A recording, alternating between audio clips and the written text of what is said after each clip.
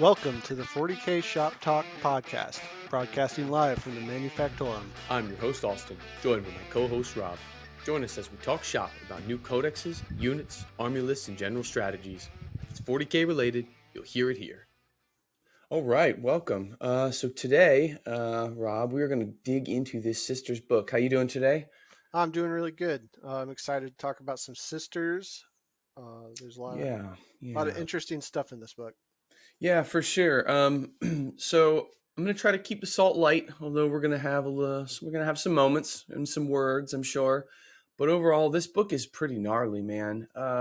We talked about ABMEC being very complex a week or so ago, and this book is gonna just follow right in suit. There are a lot of layers to this book, and I was kind of surprised. I personally played Sisters before in their previous codex. Which was fairly complicated, but it was a pretty good book overall.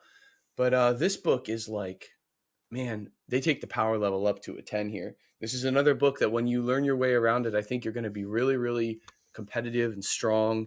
And there's also a very large variety of units in here. So, if you like going infantry, I'm sure you're going to be able to do that. Mech, Hero Hammer. So, anyway, we can go ahead and just dive in, I guess. Should we start at the top, or did you have anything specific you wanted to call out first before we do? Yeah, I mean, honestly, I wouldn't mind just kind of talking about some of my favorites first before Sure. we dive into it. Yeah, let's do that. So I know that they're just the new hotness and everybody thinks they're cool, but I specifically want to talk about let's scroll down my screen here in my notes.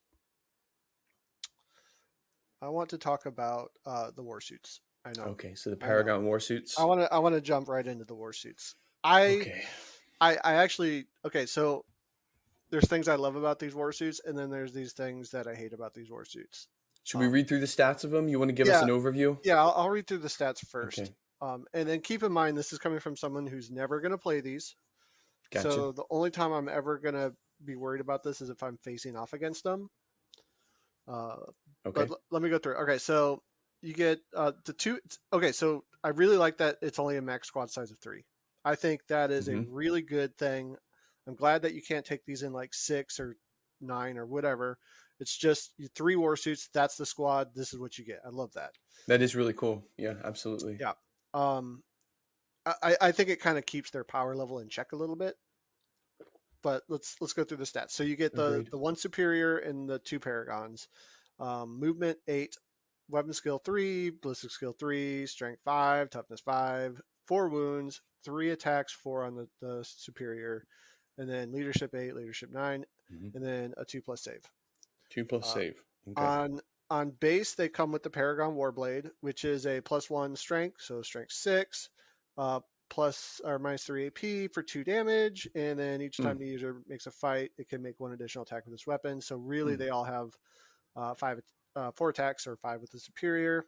And then I think their base weapon is the heavy bolter. Is it? No, 2 storm bolters. Yeah, it is the heavy bolter. Yeah. You're right. I was right. So it's 2 storm bolters and a heavy bolter, and then there's some upgrades for like the missile launchers, and I think there's a heavy flamer option, and then a multi-melt. Sure.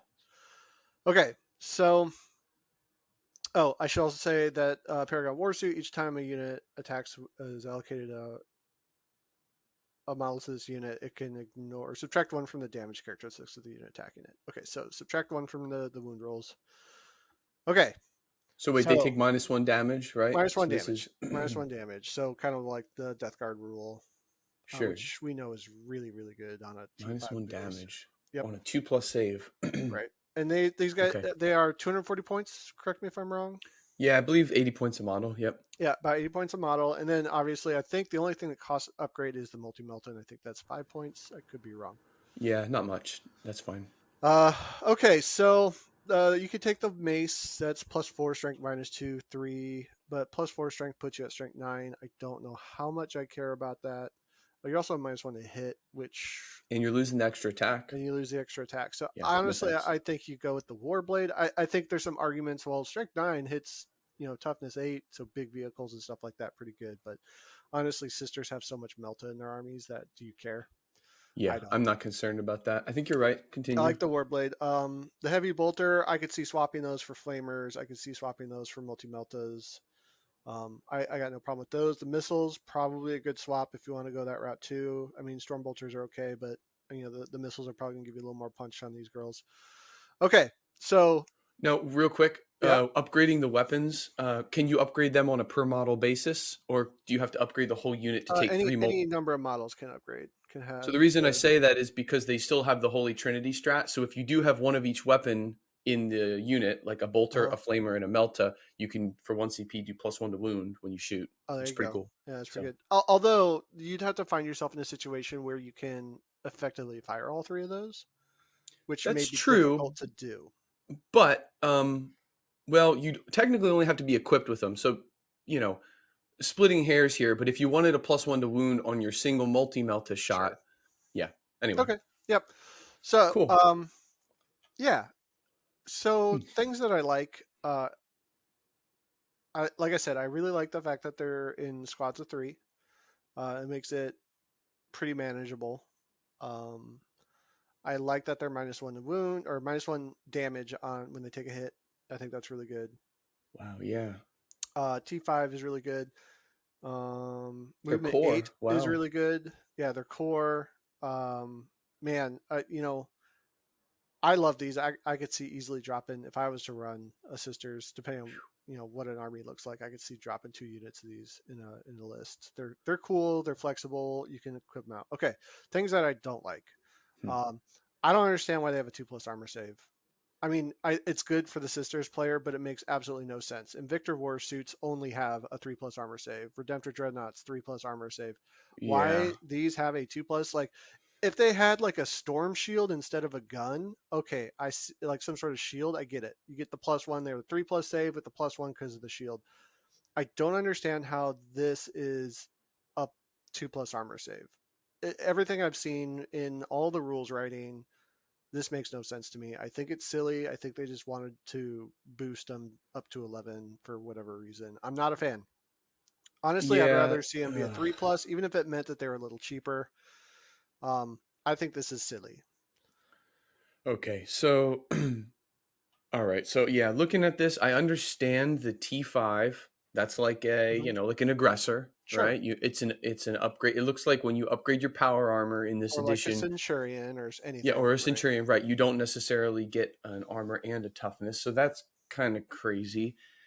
Um -1 damage. Now, I was comparing to a couple other things in other books and also some things in this book about damage reduction.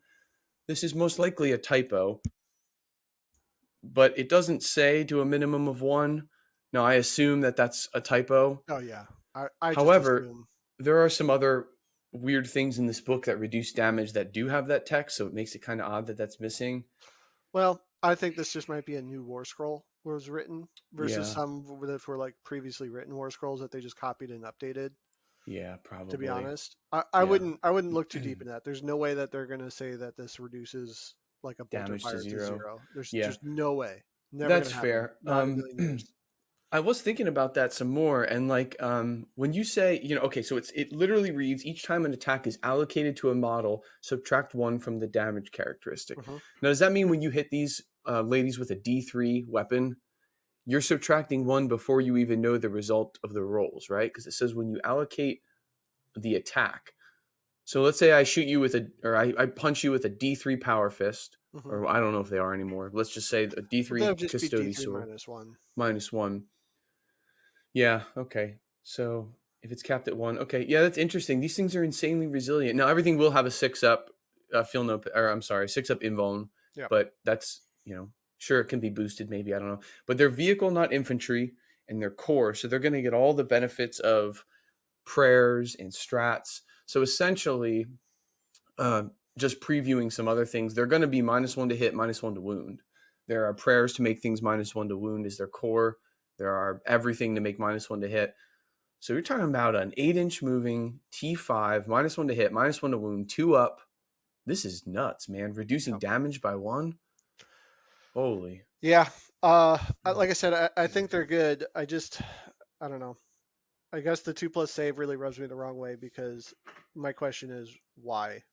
And then the other thing that is probably going to be a very unpopular opinion, and this is kind of scattered throughout the entire book, is I hate that sisters that are melee, like specific, just arbitrarily got Yeah. a 3+ weapon skill. Everything is weapon skill 4, right? It should be. Yeah, everything should be weapon skill Yeah. 4. And before we started this, I was talking to you about I don't have a problem with having these specific melee units, right? Yeah. Yeah. But there should be like it should be a faith currency or whatever. You should be able to spend faith points to increase their ability to hit close Yeah. combat.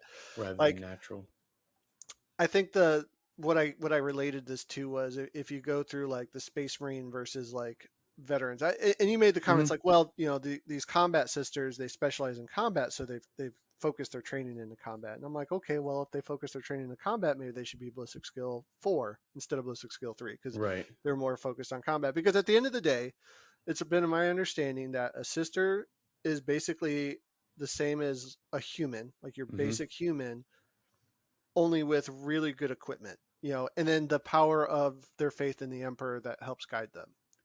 Yes. I think So, that was demonstrated great in the last codex, but it looks like we might be getting a little bit, right, this yeah. this book, okay, so overall, the thing I don't like about this book is I felt reading through it that they were just like, well, a melee unit should hit on threes because it's better, so we'll just make them hit on threes. But Yeah. really what I feel like they missed the boat on is having these faith points be able to allocate to them to hit on threes, because that's what makes the sisters of battle sisters of battle, is their faith in the emperor. And they have the war gear, and I'm okay with the war gear. We can Right. talk about Right. some of the new war gear Because you can and pay points for that, right? and some, We yeah. always, yeah. And I have some complaints about how powerful some of their new war gear is, because it's a little silly when you actually break it down. um, Yep. but that aside, I'm okay with them having access to some of the best war gear the Imperium has to offer, because this is Yeah. kind of what they do. My problem is is like I said, it seems like they just arbitrarily gave them some stats just because they needed to be able to hit better in close combat, without actually thinking through what that means, how that is different from every other faction, kind of thing. Yeah. It's a stopgap. It sucks. Just because the unit has a melee weapon, now all of a sudden it gets another Right. bonus to hit. But if you made it so that they had to spend that on, they had to use their faith point to be able to hit better, it kind of takes away from the other things that you could spend faith points on in return. So you kind of have to pick and choose what you're trying to boost that turn. And I don't know. I Yeah. think that would have made for a better codex. I think that would have made for a better feel and make this army feel unique and special. Um, Yeah, I I don't don't know. know, man. That's We're gonna see this theme pop up all over this book, and I was really salty on it for the same reasons before. I don't like just adding answers to places where you had a weakness before, like, and that looks like exactly what happened here, and it really bugs me. So I yeah. don't know. All that I being don't said, know. I mean, if you're a sisters player, you're super happy, and you're probably saying, "Rob, you're dumb. Melee unit should hit on threes. This is totally Yeah, like a required necessity." And what are you saying? 2+ armor is good. But if you to actually just take a step back, remove yourself from like being a sisters player, and look at it as more of a, is this consistent with other factions, or is this consistent with what this army should be as a flavor? I think you'd honestly have to say no, it's not. They just gave it good stats to give it good stats. yeah, yeah, And that, to me, that just makes me a little sad. It feels like, I mean, some of this stuff just feels like it's just toughness 3 versions of Space Marines, in my opinion. yeah. So I think we saw a little bit of this when the Primaris line came out, and like obviously they were doing it to replace units that were old kits, right? Like the new mhm, tank, the new infantry, the new. But I think here they already had such a broad range of models. What we're seeing is they're replacing the mod. They're doing it again where they're replacing some of the like penitent models, which I'll rant about later probably. But like, I just hate when it's such a clear, like I can see what they're doing, right? It's like, oh, well, we yeah, don't want you to take these. these, you know, penitent women who are running around with their chain swords and like they're supposed to die. Like we want you to take the impossible to kill women with shields now. And I'm like, well, maybe stat wise, it was a stat wise thing before where like the idea of a glass cannon unit appealed to people. You know, I don't care whether they were humans or aliens or dogs or whatever they were. You know, it's like I like the stats that something like Repentia gave before, but well, now it's clear that you just take a giant hulking suit or a giant Yeah. woman in 2+4+ armor, and we can get into it more. But it's kind of stupid. I I hate mean, when I, they do that. I do, you know, it is kind of sad because one of the things that I loved about the sisters was the penitent stuff and the you have the dutiful faith follower, and then you have just the complete fanatic, Yeah. you know, or Yeah, the the juxtaposition was wonderful. Like, look at the model line and stuff. You know, yeah. look at how it looked on the table. And you're right. It seems like they're trying to, instead of taking what were they called? They even just had that new kit too, didn't Yeah, they? dude, the mortifiers. I know. I bought 12 of them. The mortifiers is basically a Yeah, chained up servant inside of a death machine running to its death. You know, which is mortifiers. basically just a mini version of the penitent engine. Yeah, And the penitent engines were sweet. Like honestly, I kind of wish they would have just changed what those did to make I them know. better instead of just making this new thing. But that all that aside, that's just I guess my opinion. And we're looking at it for what it is. And like I said, I think these Paragon War suits are awesome. I think they're really cool. I think they're fun. I like how they have a weakness, right? It's just three. It's a unit of three, and so it's tough. It's not super tough. Yep. You know, you could probably get into combat with it. You're not going to lose everything probably. And at the end of the day, Yeah. it's only three models, so Yep. it's not like they're going to be able to hold objectives very well. So as That's true. even though they're very powerful and they'd probably be a super fun unit to play with, I don't think they're the end all be all. In fact, the way I kind of look at Yeah. this is they're almost like I don't know. I have a weird way of thinking about things, but this almost just feels like a multiple wound dreadnought because it's 12 wounds, right? At T5, Yeah. Yeah. and then it basically its stats deteriorate as you do wounds to it, kind of. Yeah. No, I get you. I mean, the output is less and less, and board presence. Yeah. But Well, I I do guess we'll like have to them. see. Um, the thing that really sucks about having a unit like this now is there are so many layers of like AoE buffs and things that you used to have to put on these units that were deficient in combat to then make them like, you know, like you could take, like, let's just say you could take the Triumph of St. Catherine before and it gives like a weapon skill bonus, right, and a couple other bonuses, and then you'd take some characters to kind of nestle behind it to give more bonuses, and you move up as this procession. And whether you surrounded yourself with mortifiers or just like Celestians, which were like their veterans, which hilariously enough, that was where you got your extra weapon skill, was a veteran sister, Hmm. which now is even further useless. And then you used to layer on all these strats, and like they're shooting their bolters, and it's this really cool visual. And then all of a sudden, people get close, and you flip a couple strats, and you switch some orders around, and all of a sudden, now your sisters with the bolters were doing the punching, and you're rerolling wounds, and it's like this total surprise, you know, and like that's the kind of stuff that they used to be able to do. Well, now why bother surprise somebody? You show your hand, and you just march up with a dedicated melee unit. And Right. I hate that kind of stuff, man. I hate seeing that because that's what everyone's going to do. Um, anyway. All right. Well, maybe we should move on to another unit. Sure. Yeah. Do you want to Yeah. cover Okay. one? Cool. All right. So the new HQ, the female Grandmaster Dread Knight, as I think people could best relate here. Morven Val. I kind of went off about her the other week with her stat line, her weapons. We even dug into some fascinating lore that was unrelated and probably not correct. So, all right, weapon skill, ballistic skill 2. She's the large version of a Paragon warsuit, basically. You know, 2+ save, 4+ invulnerable. She's probably, I think, nearly 300 points. Now, interesting enough, she's the same power level. So let's just say the same points as a unit of um, those smaller Paragons. So I'm going to kind of compare her stat line to a unit of 3 of those. Let's see. So strength 5, toughness 5, wounds 8. So she hides.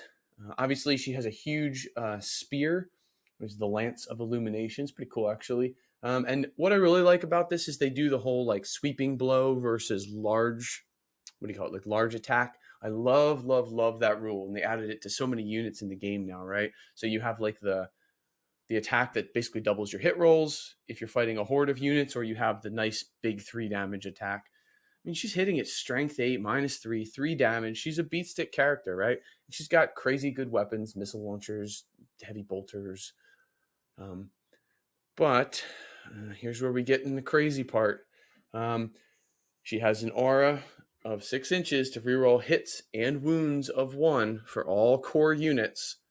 Man, that It's is really so good. good. It's really good.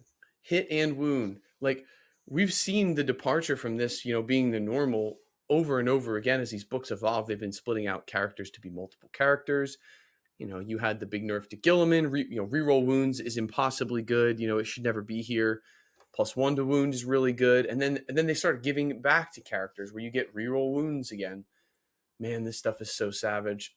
So, of course, being on a giant base, 6-inch bubble, depending on what order you are, I guess, you're going to take advantage of that reroll wounds. I mean, she does mortal wounds with her attacks. She's basically a mini Gilliman. She really, really is. She is very good. She is a vehicle, but she still benefits from being a hidden character, I guess you could say, because she's less than 9 wounds. Yeah, She's 8 I wounds. think that was a good choice on their part too. I, For sure. Yeah. if she had more than that, she would be terrible. Yep. Anyway, but I will say, I do like that on these really powerful characters. I think we saw this with Gaz, maybe was the first one, Gazgul. They have to be your warlord. So I think that is really cool, which means basically it's going to cost you a CP to buy another trait for someone else. And I think that's okay. So now these characters kind of come with that 1 CP tax, which I think is interesting. Let's see. Oh, and then there's a small bullet point here that basically she fights twice. Hmm. Hmm. Once per game, but still, she's probably only going to be in 1 fight per game. We know that stuff is pretty much useless. Anytime there's a once per game thing, it doesn't matter. You're going to set up a play and you're going to do it, and just the fact that you did it, that's probably she's not going to run around and have 4 major combats per game. There's only 5 rounds in the game, so all of the once per game stuff that you read, just like with the Abmech book the other day, you get a free strat once per game for different versions of their holy orders. It doesn't matter. It's just a rule you get, and it's super good. Right. So yeah, I mean, okay, so you take her and 9 Paragon war suits. Here we go, right? I'm sure that's going to be the first thing we see everywhere. Yeah, probably. I mean, it's the new hotness, right? It's the You're new always going to see hotness. the new hotness. All right, well, let's back up a little. I'm not going to read through all of the rules, but I want to touch on a couple base level things so people understand if they're just tuning in and have never played Sisters, or for some reason we're their gateway into this army. Let's give them a little baseline here to start from. Sure. All Yeah, right. I think we made some assumptions that most people are going to understand what sisters do a little bit, but Yeah. let's talk about some of their core rules. Okay, cool. So the things that make this army unique, we'll touch briefly on faith dice, but basically imagine, you have a separate pool of dice that doing different things during the game, whether it's losing characters or martyrdom, whatever you want to call it, killing units, performing morale checks successfully. Different things will add, and there are other rules that stack onto this, strats and such. You'll build up a pool of dice. So when you acquire a faith dice, you roll it. Let's say you rolled a 4, you take that 4 and you put it aside. There are different things throughout the course of the game you can do, where you can, instead of rolling a dice, pick one of those dice that you saved from your little dice pool and just use it instead. So that's the idea of faith dice. It kind of debuted last Codex. And it's an insanely awesome mechanic. The flavor is amazing. You can choose to just completely build around it. You can choose to just kind of take it for what it's worth as like hey, I got a quote unquote free reroll type of bonus out of it. You can do whatever you want, which is amazing. This mechanic is so cool. I wish every single Codex had a mechanic of this caliber. And if you haven't played with this, let me tell you, this changes the game. This is like, oh man, this is insane. Remember when we first got the CP reroll and how much that changed the game? This is the second coming of that sort of feeling. It's really, really cool. So you do things, you build up these faith dice, and you can use them later. If you really need that uh, strength 4 bolter to deliver the final blow to a toughness 8 knight, you can just say, you know what, I wounded you on a 6. Oh, you failed your 3 up, good game, right? Really cool moments. So you build up faith dice. You can use them instead of rolling dice. You have a basic chapter tactic, if you will, which is you pick an order and you get a bunch of buffs. You can build your own, or you can select from the list, just like every other book. And again, the format's really nice because they put the custom strat that you get. They put your custom warlord trait and relic here. And these orders, again, you get a keyword order, and it benefits pretty much almost everything in your army gets this buff. So all of the orders we know are still here, and most of them are relatively the same as last edition. I'm just going to call out a couple.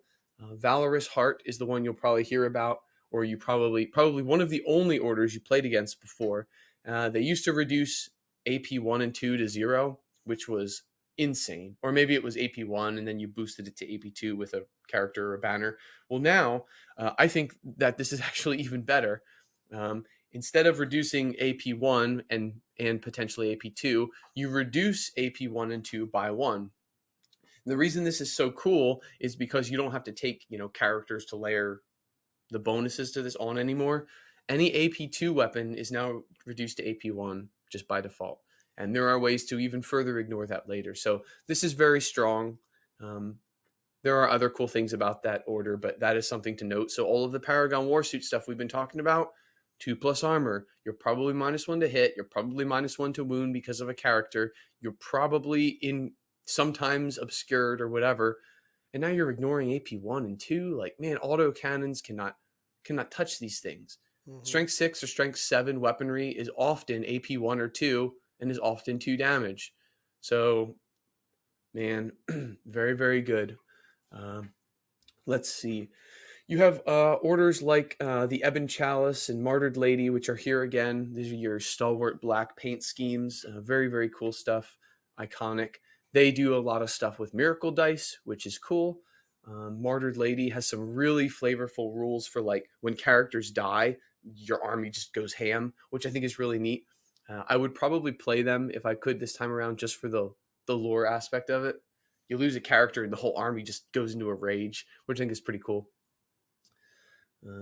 Let's see. Bloody Rose is your typical melee army. You get an extra. You basically get battle shock. You become Space Marines. You get an extra attack when you charge. I'm pretty sure you even get an extra AP, which is amazing. So yeah, that's just so good. Bloody Rose is still amazing. You have a great relic. Your warlord can advance and charge, which is often very important because most of these warlords, aren't like flying 16-inch jet bike characters. They're 8-inch move, whatever, or even 6-inch move heroes. So very, very cool.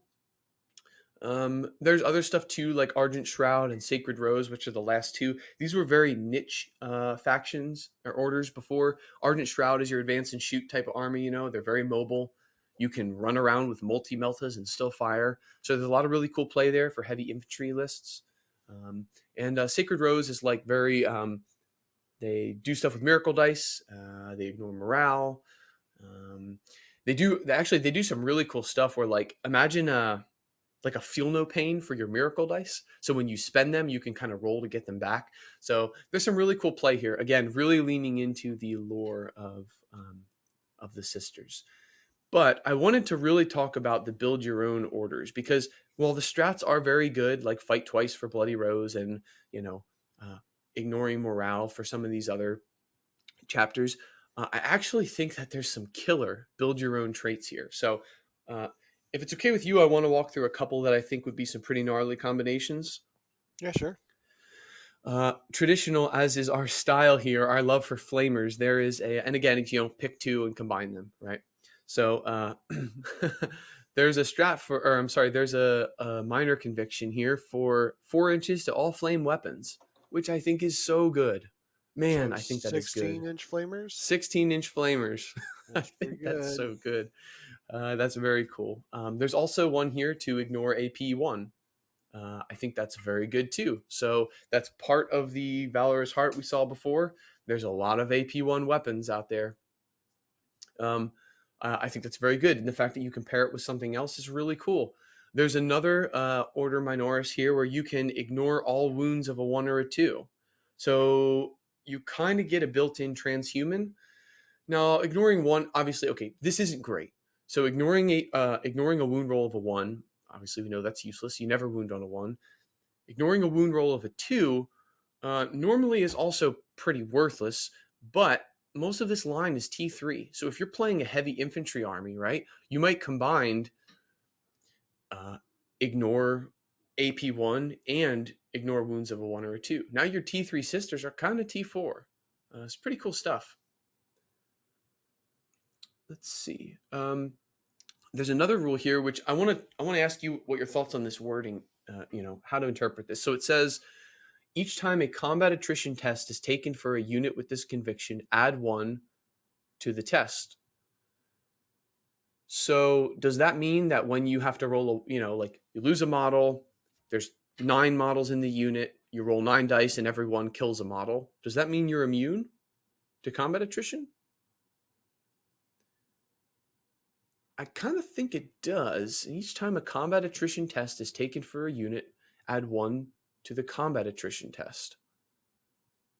I kind of think that means you'll never roll a 1. Well, remember, there's like a chart. So if you're under half starting strength, you get like a -1 to that roll. Okay. So like you won't run early, but as Interesting. the attrition starts taking in, you will start to run. Okay. So that's not quite ignoring a morale test, but if you're above half Right? units, it could be, I'm pretty okay. sure that's correct. Yeah, okay, I think I've. that Hold sounds on, let fair. me pop the old rule book open while you're going through it. I'll double check. Yeah. Okay, cool. Because that again jumped out to me. I was looking for kind of hating on the new units. I was looking for a way to still run an infantry horde, and I think that could be interesting. To kind of ignore some of those tests. Yeah. So Um, it does yeah. say if your unit is below half starting strength, add or subtract 1 from the attrition test roll. Okay. And then So there's if you also, can, think about this. There's also things where like I think we've seen in just about every book, there's ways to like, you know, I know Death Guard has it where it's like, oh, if there's one of the factions where if you're within like 3 inches of a unit with this plague host or whatever, -2 to your attrition, so like I see. you'll Yeah. run Okay. more. So Fair enough. it's good, but it's not. I don't know. I don't think I would take that personally. Yeah, that's fair. Okay. Let's see. There's a couple other cool ones. This is a very interesting strat here because it's part of I believe it's Ebon Chalice. I can't remember. It's part of one of the other ones, but it's each time a model performs an act of faith, you can first discard 1 miracle dice. If you do, 1 miracle dice that you use is considered to be a 6. Now, the Ebon Chalice says. Maybe it's not the Ebon Chalice. It is. Yeah. So that is the second half of the Ebon Chalice order. The first half of theirs is basically like, let's see. You can do some stuff with your chart of different holy rites, which is like we'll get into that, but kind of like canticles. But anyway, I don't think that part's particularly great. So if you're looking to build a successor of Ebon Chalice, you can still take the good part here, the second part where you can throw away a dice. Maybe you roll 3 dice, let's say, and you get a 1, a 2, and a 6. Well, in this case, if you want to use up that 1 and discard the 2 as well, you now have 2 6s. So I Mm-hmm. think that's kind of interesting. There's a lot of really cool play here, and that's just half of your traits. So then if you're going, on, offensive, maybe you pick something better for the other half. Anyway, so that's cool, and there's half of most of the other traits in here. So there's not a lot of unique ones. The rest are pretty much all derived from existing holy orders. Yeah. So Yep. yeah. All right. So then, yeah, the only other thing then to add would be these. I don't know what you call them here. I think they called them blessing or no. Let's see. They are called. It's basically like in the beginning of the game, just like at the beginning of the turn, like you have canticles. All right. So here we'll read through some of those next. So they're called sacred rites. Um, After players have determined their mission, select 1 sacred rite below. Or again, you can select 2 if you roll a d6, blah, blah, blah. They're active for your army until the end of the battle. So Evan Chalice, you get to like pick 2, I think, or roll twice or something. But these are army-wide buffs. That's like the gift the Emperor has bestowed you that day. So this is what you get for playing Pure Sisters. And they're very short. I'll read through them. And again, you're going to have one of these. So it is either you pick it, so you can build around it, or you roll 2. So add 1 to advanced rolls and charge rolls. Okay, cool. That would be great pick for your Bloody Rose. Let's say each time a model in this unit is destroyed by a melee attack. So when your own units die, on a 6, after making the attacking models final attacks, basically you can roll a 6 to see if they take a mortal wound. So no, not great. Kind of like a thorn effect. There's some deny the witch stuff.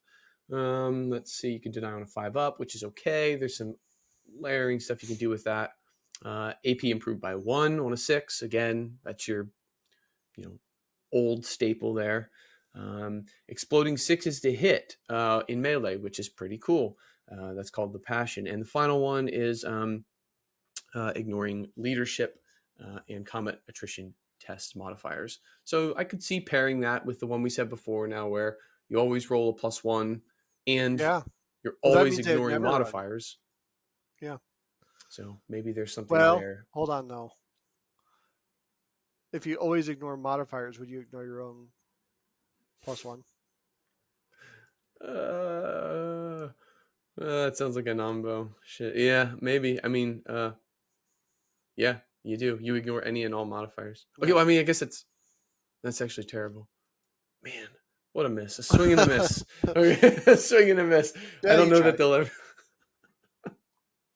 I don't think they'd FAQ that because I think the idea behind that one is like Yeah. you're always going to be at your base, Yeah. which is All right. good. Well, whatever. That aside. So again, I guess kind of a miss there. You're probably just taking the melee bonuses here. All right, well, whatever. So we went over faith dice. We went over performing acts of faith, the sacred rites, your core abilities, a couple of the units. I want to touch on 2 other units real quick, and then we'll circle back to something. So I was a huge proponent of the Triumph of St. Catherine before. And this is the magnificent looking funeral procession model. It's a huge base.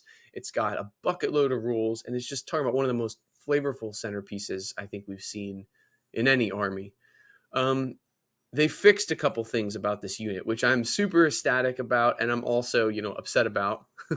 But so it's an 18 wound model, okay, and it's always been infantry, but it's an 18 wound model, and you used to just get shot at turn 1. Now it's always -1 to hit, which was nice, especially last edition.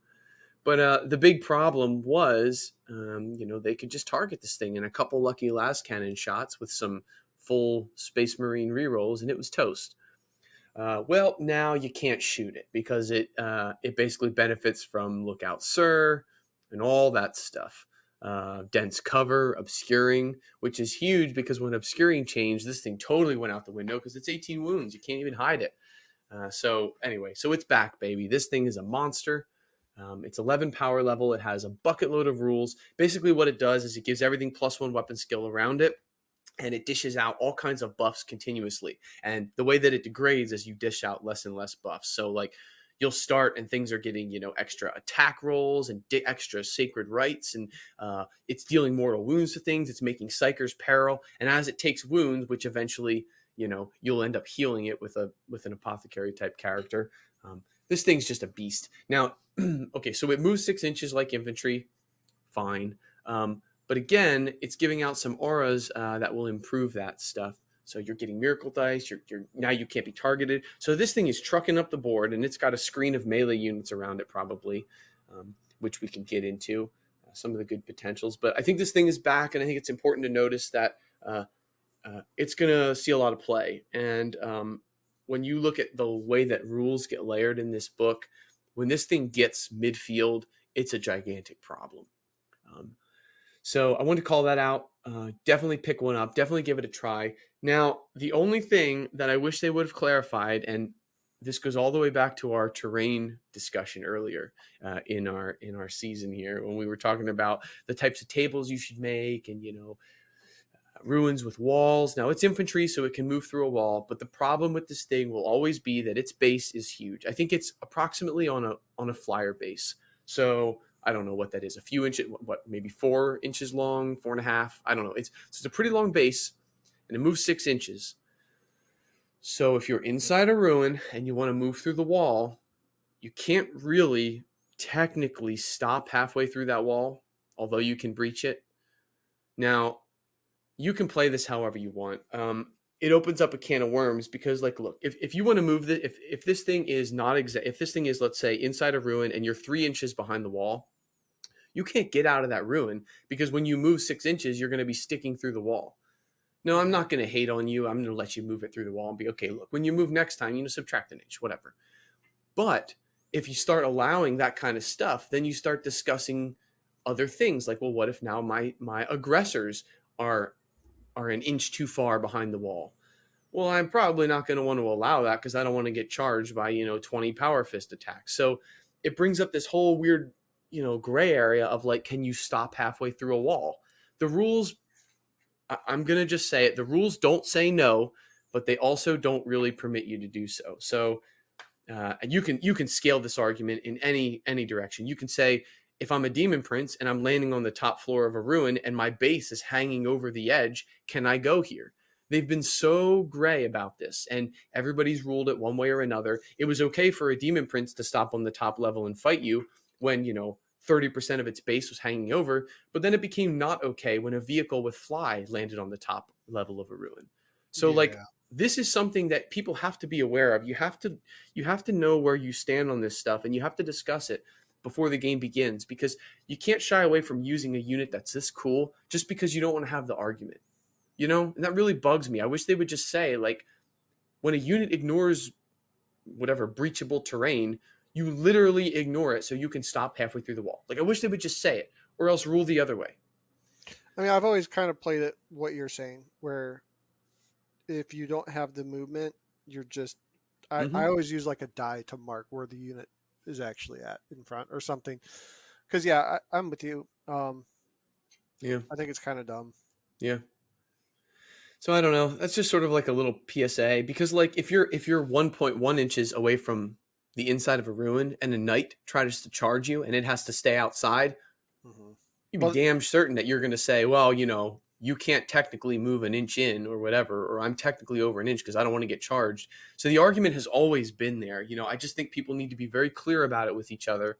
Um, I think that you should always give everybody the benefit of the doubt with this stuff. But look, I'm not going to fault you for saying, like, you know what? The demon prince can't quite fit up on this top level. You can't fight me. Okay, fine. I think that it's probably better to play that way. Anyway, so it is a little bit of a rant of mine because I love this model, and that rule just really shits on its ability to move around the table. So um, figure it out if you're interested, but beware that that's a real thing. All right. Finally, I want to just touch on the other new unit, which is the Celestian Sacrosancts. Sacrosancts, however you say that. I feel like there should be an I in there. Sacrosaints? I don't know. Whatever. Space words. All right, look, so these are the new melee unit. Okay, these are the elite infantry that fight in combat. They have shields, they have gigantic spears. I'm salty as all hell about these. A unit of 10 is 3 power. I don't even want to know how many points that is because that's way too cheap. Wait till you hear what these ladies do. 3 power. Okay, 3 power. That's like a unit of guardsmen, I'm pretty sure. All right, 3 power. Here we go. Uh, let's see. Maybe it's 5. Maybe you get 5 to start. Doesn't matter. I don't care. Here we go. Toughness 3, strength 3. They're a human. 1 wound. Okay, that's great. 2 attacks, 3 attacks. Okay, I'm fine with that. We're still starting to get better than an old space marine. Movement 6. Ballistic skill 3. They don't shoot. Weapon skill 3. Why are they weapon skill 3? We're talking about this again. This Paragon Warsuit thing. Just because they have a melee weapon, they're now automatically 1 better weapon skill. They have a 2 plus armor, and they have a storm shield. Well, a sacrosanct shield. There's a 4 plus invulnerable save. Ugh. 2 plus 4 plus. Yes, they're T3. I get that. But we already looked at ways to mitigate that. There's a preacher's benediction that gives -1 to wound. There's a part of an order you can pick that ignores wounds on twos. So anything strength 6 is not going to wound these ladies on twos if you take that. Man. And okay, I'm going to read through a couple things in this. So they have the bodyguard keyword, which is really cool. I do think this is neat. While a friendly character is within 3, enemy models cannot target the character with ranged attacks. That's really cool. If you have one of these left, they can block a character. I think that's really cool. Uh, anyway, let's see. Keepers of the Faith. Now, this is the big rule. While this unit is eligible to perform heroic interventions as though it were a character. That's very powerful, and we already know that, especially because you can use heroic intervention to get in range, to get in between yourself and a character you're protecting. So you can see running up with these ladies, the heroic intervene to get in the way so that when they die, or when the unit falls back from them, your character can't be shot. That's really cool. So down to the last woman, you have to kill these things. Um, let's see, and then it says, in addition, each time this unit performs a heroic intervention or an enemy declares a charge against that unit, when they're not within enemy engagement range, they can set to defend. If they set to defend until the end of the phase, it cannot fire Overwatch, but until the end of the next fight phase, they add 1 to their attack's hit rolls. So we looked at set to defend last week with some AdMech stuff with the list we were talking about. Now, the reason that this is really cool is because you can imagine heroically intervening in their turn, being set to defend, so that in the same turn, they're going to get +1 to their attack rolls, and then next turn, they're going to get +1 to attack rolls if something falls back and charges them again. There's a lot of tricky stuff with this unit, man. I think this is a really key unit to new armies that are going to be trying to do melee shenanigans, but the positioning is really solid with these. Yeah, I like this unit. I'm a little nervous about how they keep adding bodyguard to everything. Yeah. Because while it's a good rule in theory, my Yeah. experience with it so far has been like people will put this unit, right? So like imagine they have bodyguard, right? So you have your character, let's say you use that banner lady, right? Yep. And you put her out front of like a terrain piece. Mm-hmm. And then you hide a small unit of 5 of these ladies, 3 inches of her, but behind the terrain piece, Behind her. outside of Yep. line of sight. So Yep. these guys literally cannot be targeted, and Yep. it means that you also cannot target that hero. And Yes, I it think does. that is so cheesy and needs to be fixed. So like this bodyguard should be like they like as long as this unit is within line of sight of an enemy unit, they can't target the character. Yeah, I think that's fine. Uh, I even think it should just be melee. I think that it would be fine if this were just Oh, relegated to melee. well, I think melee or close combat or shooting works fine. But Yeah. again, Yeah. I don't like how you can hide a bodyguard unit out of line of sight so they can't be targeted, Yeah. and then put a hero in front of that thing so that the hero also can't be targeted. I think that's super cheesy and needs to be FAQ'd or go away. Because Yep. I see it all the time, and I'm always just like, that's not the idea of this unit. Is that it walks forward with the hero, Exactly. keeping the hero safe while you move forward. I don't know. I'm not a huge fan of this rule. I wish they'd FAQ it. I like that they have it, but at the same time, I'm seeing Yeah. it a lot. Yeah, for sure. That's a good thing to look out for. So, um, I mean, it keeps getting better. They're Yeah. core. They are infantry. They are Celestian, which means they're going to get some strats that we may or may not get to today. And they're strength 6, AP 3, 2 Yeah. damage. Yeah. I want to talk about this. So I Oh like this. man. Okay. I like this unit. It's got a 2+ save. I'm cool with it, right? They got their 3 up power armor with their storm shield, which is their sacrosanct shield is a 4+ invuln with a +1 armor save. It's basically a storm shield. Ugh, so good. So I'm fine with that. What I don't understand is this spear of the faithful. Um, and I'm pretty sure any Yeah. model can be equipped with the spear of Oh the yeah, this is faithful, just right? an upgrade. So It's not even like just the superior could take this. oh, Okay. you know what though? That's it. Actually, I think it's technically the same, but they all get spears, strength 3, -3, 1 damage. But the sergeant's is a 2 Oh, damage spear. okay. So wait a second. Hold on. I did read this wrong the first time. It is the second. It is only the champion It's superior yeah. group. It becomes a 2 damage weapon for the champion, but the others still get the same. Still strength 6 minus 3/1 damage. But yes, I also Oh, assumed that okay. everyone was I having a feel 2 damage. I feel a lot better about this. Yeah, yeah. I'm not okay. So Rant avoided. yeah, well, I was going to go on a tirade about this because I Uh-huh. didn't understand. First off, it's a spear, and I didn't know spears were so damaging. I could see the AP -3 thing because they're it's a piercing weapon. The Yeah, strength 3 I'm very confused about I don't because understand that. it's a spear. I'll tell you what, Uh, man.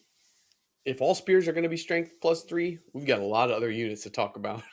right. Well, I mean, there's just a lot here. Like, I guess I could see like that they're strength 3 on the charge. Like, no, not even on the Mhm. charge. If they're charged, because you're using the momentum of the opponent against them with the spear. Sure, yeah, that's I could great. see something like that.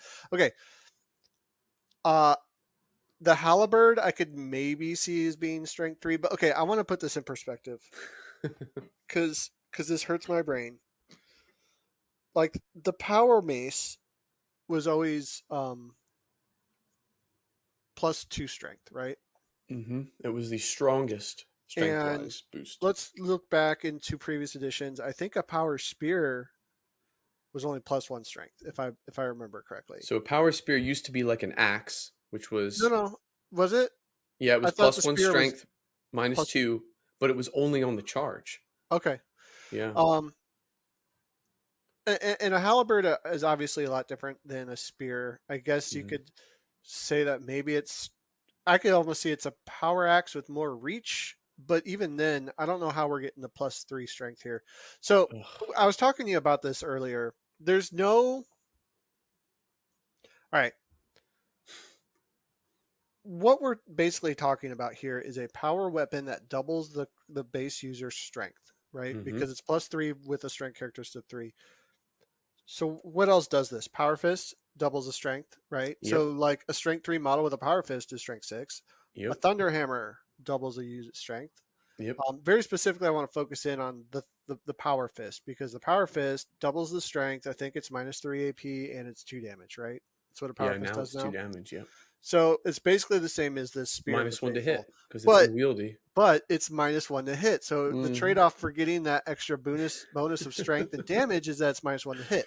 Now Mhm. let's look at it another way: is that the thunder hammer is -1 to hit still, right? Times 2 strength, -3 Yep. AP, 3 damage. Yeah, I Okay, believe they went down to minus 2 AP now, -2, sure. but it's a Um, solid 3 but I mean, damage. this is what we're talking about here. Like when we think about the power of a weapon that can do double strength with -3 AP, 2 damage, we're talking about power fish. We're talking about unwieldy weapons. The trade-off for so much power is that it's hard to use. Yeah. And here we have these spears and halberds that just do it. And my question is, why are these so strong? Other than the fact that they look at this and said we need them to be strength 6, like it doesn't make any sense. There's no reason Nope. this halberd should be this strong. There's no reason the spear should be this strong, unless it's only because they just wanted the champion to have a little extra damage than the main person. I guess I think it's a little silly. Personally, I don't like this. I think it's way too strong for what they are. And Yeah. the other thing that I want to put this in context with you, these sisters with their halberds hit just as strong as a sister in that war suit with their sword. That's how strong they are with these halberds, right? Now, if you're This sitting is there saying, ridiculous. Rob, you're dumb. This is totally fine, and they should totally be strength 6, and this, that, and the other. I want you to think about they are as strong as the same sister with a how big is that sword? Probably the model, like it's The Paragon suit? yeah, like how big Let's do you just think say that? it's larger than an aggressor. Oh my gosh, it's this massive sword in a war suit that's and that thing is hitting at strength 6, and this halberd apparently is just as Oh. strong. The sister with this halberd, like this has nothing to do with anything other than this is ridiculous. And I know you're like, wow, we're playing a game of space, you know, ultramarines, Yeah. superhumans fighting alien acid moths. Like, yeah, I get it, but I don't understand this. I want Okay, to. I don't get why there's strength 6. Strength It should 5, not be strength maybe. 6. It should be strength 5. It should be plus Or 2 if you strength. wanted to get to strength 6, if you really wanted to get strength 6, maybe you should spend a faith point to like empower their weapons. Yeah, there you go. Believe. Now here's where I want to pick up my comments from earlier about phasing out old models. Strength 6 is a huge deal in this game. It always has been. And guess what your tool was before? The Sisters Repentia. They're Mm-hmm. strength 3 base with a times 2 eviscerator. And what's an eviscerator? It's a times 2 strength, minus 3 AP, 2 damage weapon with a minus 1 to hit. It's a power fist. Okay. Yeah. It's a giant chain sword that leverages the technology of the chainsword part to get to that 2 times strength. Well, why would you ever take a Sister's Repentia now to fill in the role of your plus 1?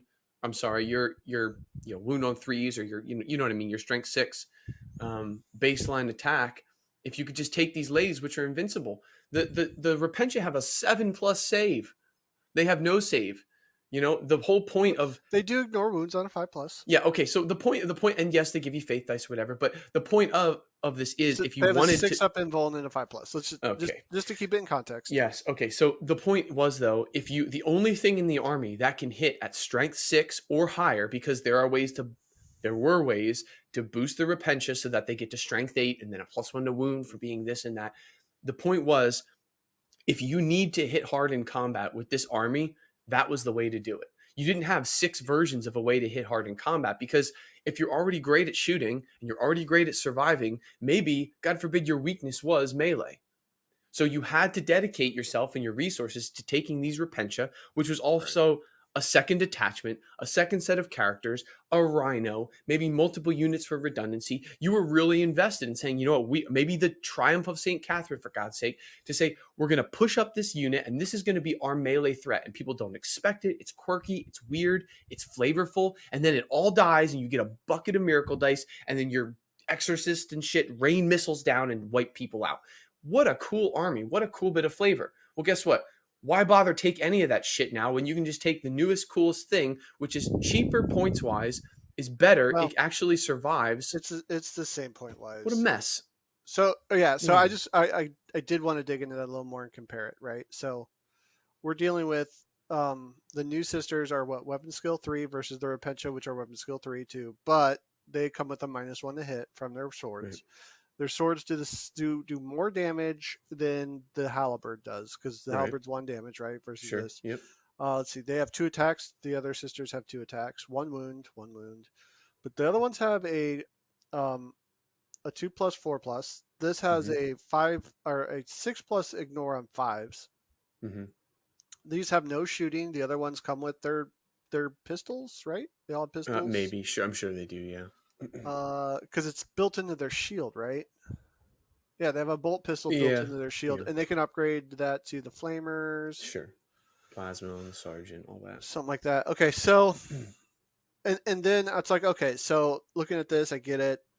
They also, the bodyguards, keeper of the faith. The other ones, like you said, they do the thing with the points, and so They do reroll all hits, though. They do have zealot. So the cool thing about the repentia is they reroll all hits. So let's just say they on the ignore. charge though, right? Yeah, yeah, but let's say they ignore that -1 to hit. So Okay, sure. yeah, I don't know. At this point, though, I'm looking at it and I'm like, well, why would you take the Sisters Repentia over the other ones?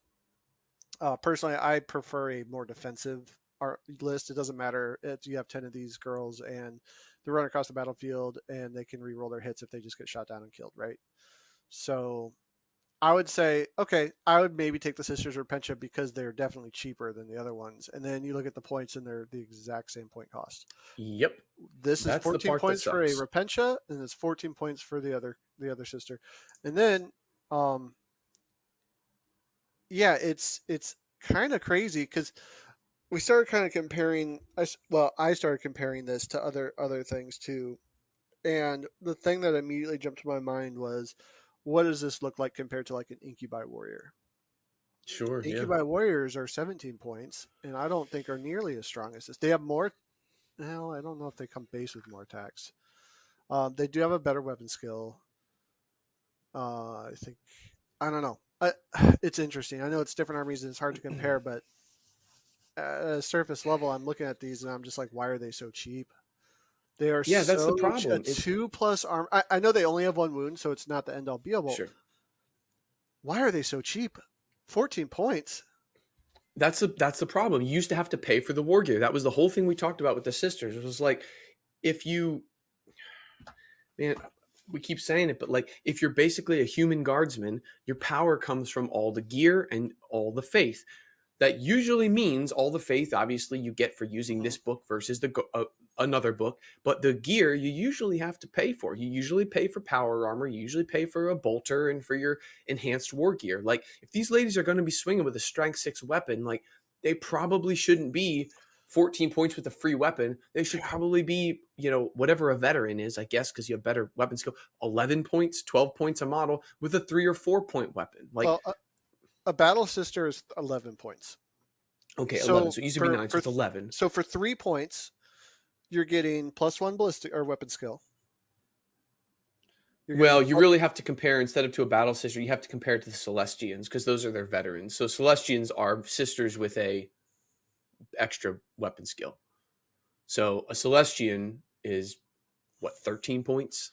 well. I mean, that's fine. Okay. Okay, sure. We can compare it Right. to the Celestian. Let me find the Celestians. Yeah. Anyway. Uh, the Celestian. Yeah. Okay, so they're 13 points. Do they have 2 attacks? I'm assuming 2 then. Yeah, yeah, yeah. Okay. Yeah. Well, I guess I was just trying to compare it to the base to see like Mm-hmm. what all you're getting for those 3 extra points you're spending. You're basically getting +1 weapon skill. You're getting +1 armor save. You're Okay. getting a 4+ invulnerable save. You're getting an ability to get an extra attack. Your bodyguard. Your uh, you get to counterattack whatever it's called, a heroic intervention. Yeah. And on top of that, you also get +3 strength, -3 AP, It's insane. 1 Yeah, I damage. mean It's even compared to a Celestian, for 1 point, you get +3 strength, you mhm. get +1 armor. Like what in the hell? In what Yeah, world do we live it's in where you get that? for 3 points. I'm just saying, compared to your base Okay, all troop right. for 3 points, that's everything that you're getting. And I don't, I don't for the life of me understand why they're so cheap. But Yeah. whatever. I guess if this is a sign of things to come, I can't wait to see what they do at Grey Knights. Oh, Because dude, if I they hope. can just upgrade a standard troop with all this stuff for like 3 points, I totally expect Grey Knights to be two Yeah, points more than a regular Primaris Marine for a I'm grinning. Primaris Grey Knight. Like, Man, and this is yeah, just before. give them everything. Why not? Just give Um, him everything, I okay, guess. so it's not that I'm salty. I'm not. I'm really not. Like, I think this is great for Sisters players. I think this book is amazing for Sisters players. I think there's Yeah, tons of fun stuff in here, and I think anybody who plays Sisters is going to love it. yeah, I, I I think you're I right. think this book for the most part is good for the game too. I mean, I think Sisters was already in a strong spot anyway, so this is making them stronger. So we'll see how it goes from there. But we Yeah, have seen bringing everything in line with the new edition. Honestly, I don't think there's anything in this book that like made Sisters worse than they already were. Like, there was literally nothing as I was reading through no, it that I was like, oh, well, they used to do this really awesome thing. They can't do that anymore, but they can now do this other thing. So that's kind of a trade off, and we'll have to see how it plays out. No, this literally is just everything the Sisters could do plus more.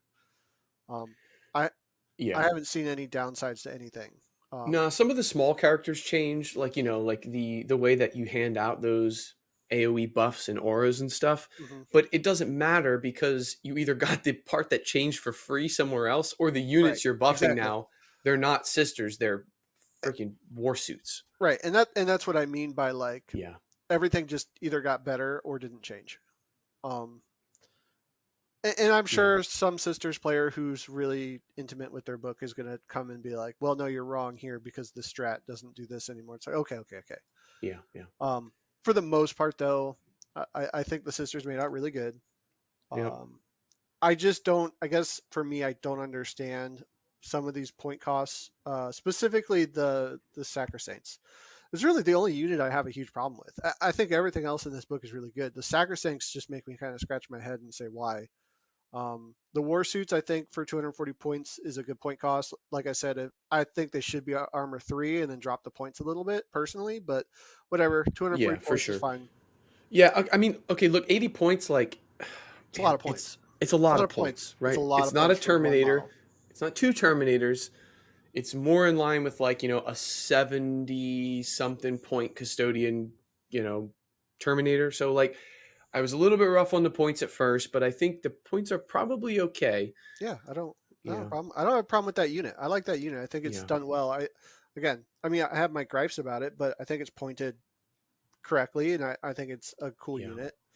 It honestly, sadly, I don't know if it'll see a ton of competitive play because of its weaknesses, but I think it's cool. But these Celestin Sacrosaints, man, if you really, I don't Units of know, 10 everywhere. I don't they're know why not. so good. Just to take 3 units of 10 of these, throw them Yep. in transports and go ham. Yep. And you'll probably be, and plus, I mean, you're going to be backed up by other stuff. I mean, the point I'm getting at is that they are so cheap. They're so cheap and they do so much damage and so Yeah. much potential. And we didn't even talk about any of the synergies that you get with them. Oh no, it's Um, crazy. I think you could easily just slap 3 of these in a Rhino all day, every day, and just You can, yeah. you'll be fine. You'll do Yeah, fine. you could go totally mechanized with this army and just spit out.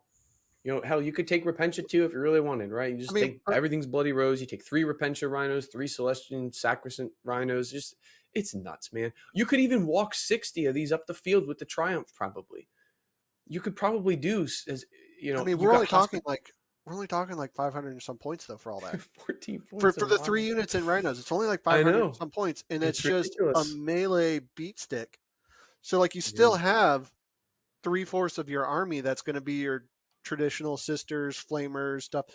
I Yep. guess the only thing that I that we didn't talk about really is Saint Celestine's place in all this.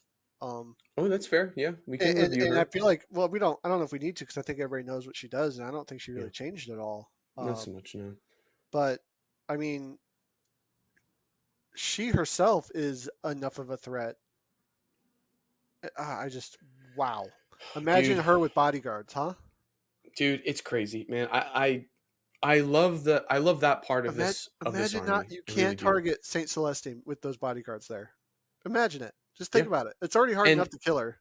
and if you're good at heroically intervening and positioning in combat, you will Oh learn very quickly how to move one shield lady in the right position so that when the entire next turn of falling back and shooting and removing people still leaves her untargetable, that's where like the real players are going to shine that yeah, understand this book. it's It's gonna be a good nuts book. It's really for good. sure. I really like it. Again, guys, don't be surprised when the General's Handbook comes out in a year from now, and these Yep. Celestine Sacred Saints are like 17 points a model because at Yeah. 14 they are an auto include in my opinion. Very crazy, man. Um, there are ways to, there are strats to make them -1 to wound. There are strats to bring back multiple models in a unit. You've got the Hospitaler, which is like basically 0 points, just a character. You just always take 3. If you've got the room, you just take 3. Every turn, they revive a model guaranteed, or they heal a model. These things are like, there are ways to still run Horde Infantry if you want. That was probably the most popular build before. So there is that new tank in here. Like, I just want to give it a shout out. There is the Oh new yeah, we didn't even talk about that. nah, and We can we can talk about keep it. We can talk about it real quick if you want, or we can talk about it in another episode, or it's up to you. yeah, I think I'd like to do a follow-up where we talk about like how to fight this army and maybe some of the key combos to watch out for. Um, but Um, but I have to touch on the yeah, castigator. I have to we can just talk do it about real it. quick. So first of all, it's not T8 and the Exorcist is not T8 anymore. So everybody used to love that. For some reason their rhinos were more toughness. So they're not. So get over that. That sucks. I'm sorry. But the castigator, man, maybe this is the new version of a battle cannon like we discussed, but it is a strength 9 -3 3 damage blast cannon.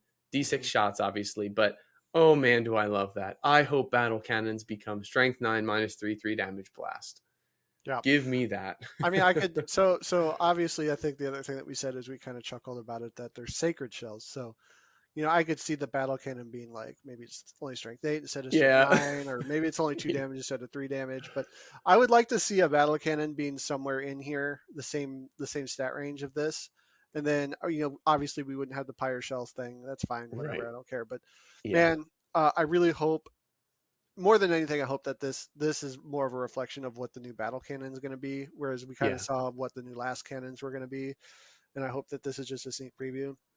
Yeah, If the for battle sure. cannon comes out and is like nowhere near this, I'm gonna be like scratching my head, going, Oh, "Wait a minute, yeah. wait a What a shame. minute, what's going on here?" I think this cannon's cool, man. I think so For too. I think that's what they 165 needed. points, though, I don't know how Ah, much you're gonna be seeing them, because I just feel like sisters have such better ways of dealing with heavy armor and stuff they do. They that do for sure. that this tank is not really gonna. And does it still outshine the Exorcist? I don't know. Yeah, I don't know. I really don't either. I mean, The Exorcist, yes, its missile launcher is probably still better because it's 3D3 shots.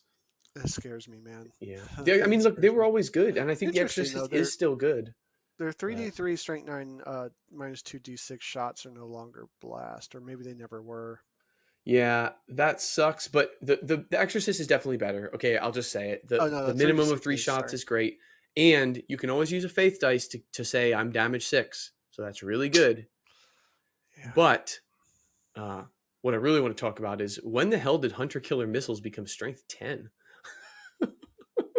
Is that in the thing at the bottom? Yeah, one-off missile shots, right? You attach a Hunter Killer to everything, Yeah, but yeah. like if Well, we're it used taking to just, it six, used to just be a crack missile.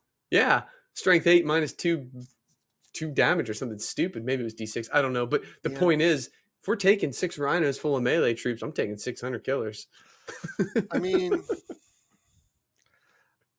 I Strength guess. 10. I What the guess I hell? Dude, I've never taken those on any of my No, I vehicles, never because have back in it. the day, like I used to take them and then I'd fire them and I'd miss, Didn't miss, yeah. No, because I they're know. It's just funny. I just think they're it's interesting. called missiles for a reason.